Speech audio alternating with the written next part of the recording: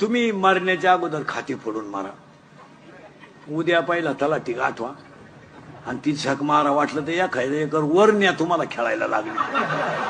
पण ते विनोद नाही मारा, तुम्ही मागच्यांच्या कुद्या लावून देऊ नका.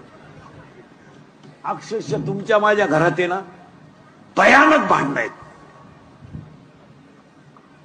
थोरल्याच्या मुलीच्या साखरपुडा, अहो एका उतार्यावर 50 नाव आहे, कोणच्याशी भांडायचं. भाऊबंद ते इतके नालायक तुमचे माझे, जिवंतपणी नीट जगून देती नाही, मेल्यावर त्यांच्याशिवाय जाता येत नाही.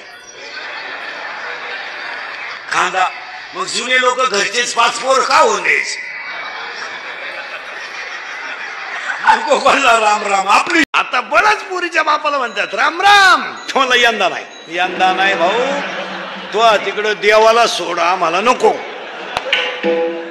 मग पोऱ्याचा बाप म्हणतो टच करणं आपलं काम आहे. तो म्हणला टच नको धक्का नको, तू यंदा नकोस. 2 पोरं एकत्र बसले तर प्रियशीच्या गप्पा आहे, 2 पोरी एकत्र बसल्या तर पळून जायचा प्लॅन, 2 पखवादे एकत्र बसले तर एकमेकाचं माप काढत्या, 2 टाळकरी एकत्र बसले तर एकमेकाचं कुठाला करत्या, 2 महाराज एकत्र बसले तर एकमेकाला कमी लेखित्या, 2 पुढारी एकत्र बसले तर 15 दिवस गंमत आली. गुसाव कोणच्यात गुसाव, आपण गुसावान सरकार पडावा, हेही गेलं तेही गेलं.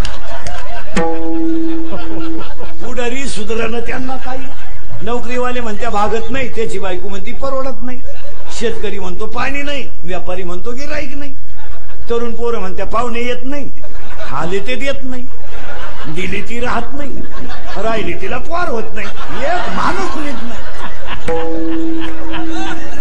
आता जे लग्नाचे राहिले त्यांना मोठे अवघड प्रॉब्लेम आले. अवघड नाही म्हणजे जवळजवळ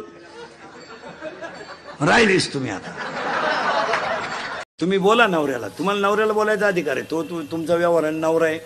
तो कधी नाही म्हणला का भांडे घासायला, कधी नाही म्हणला का तुला. तुम्ही त्याला काय, अरे वाघासारखा गडी होता पण बिबट्या झाला. अजून 5-6 निवडणुका जर झाल्या ना महाराज, तर गावात स्मशानभूम्या सुद्धा पक्ष वाईज काढावं लागतील. राष्ट्रवादीची खाल्ल्या आळीला, काँग्रेसची मधल्या आळीला, भाजपची वरच्या आळीला, आणि जे कशातच नाही टाका वाड्याला. मग काय करतो, बूट पॉलिश करून जगा, बुटच साठवून जगू नका.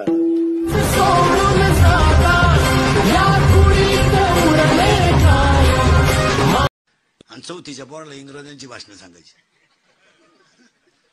इंग्रजांनी देश फार लुटला. पोर म्हणले लुटला पण तुमच्या इतका नाही हो, त्यांनी देश लुटला पण तुम्ही गावातच घरात घर ठेवलं नाही. 2 अतिशहाण आहेत, सोमवार नाही, एकादश नाही, माळ नाही, गंध नाही, कायम डोळे लाल, तांबडी कावीळ झाली त्याला, लाज नाही, आबरू नाही, बेशरम, हलकट क्वालिटीचं, कायम खांड खायचे, नळ्या हाणायच्या, भिकार पाहिलास. येताना आईला त्रास, जगताना शाळेला त्रास, मेल्यावर कावळ्याला त्रास.